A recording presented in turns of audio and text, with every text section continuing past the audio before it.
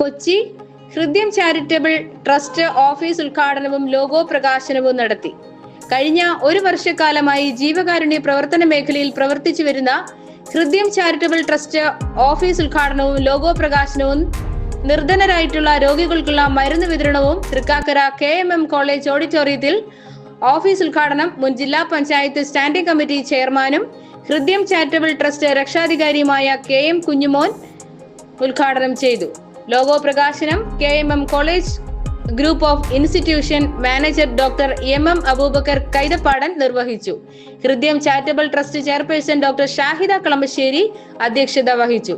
ഹൃദയം charitable trust രക്ഷാധികാരി ഫാത്തിമത്ത് സുഹ്റ അങ്ങാടിപ്പുറം മുഖ്യപ്രഭാഷണം നടത്തി.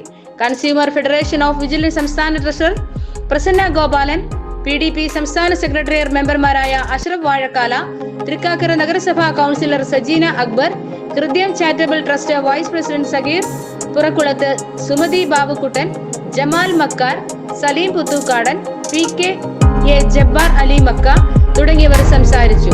ഹൃദയം charitable trust secretary Sheena Biju സ്വാഗതം, ട്രഷറർ മനാഫ് വേണാട് നന്ദിയും പറഞ്ഞു. വാർത്തകളും വിശേഷങ്ങളും നേരത്തെ അറിയുവാൻ വാട്സാപ്പ് ഗ്രൂപ്പ് വഴി മലബാർ മീഡിയ ന്യൂസിൽ അംഗമാകും. മലബാർ മീഡിയ ന്യൂസിന് വേണ്ടി ധന്യമോൾ, കൊച്ചിയിൽ നിന്നും.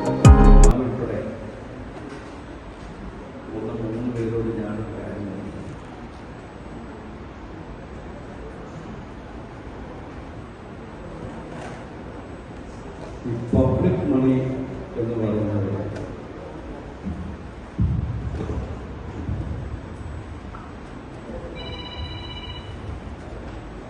അത് ശേഖരിച്ചിട്ട്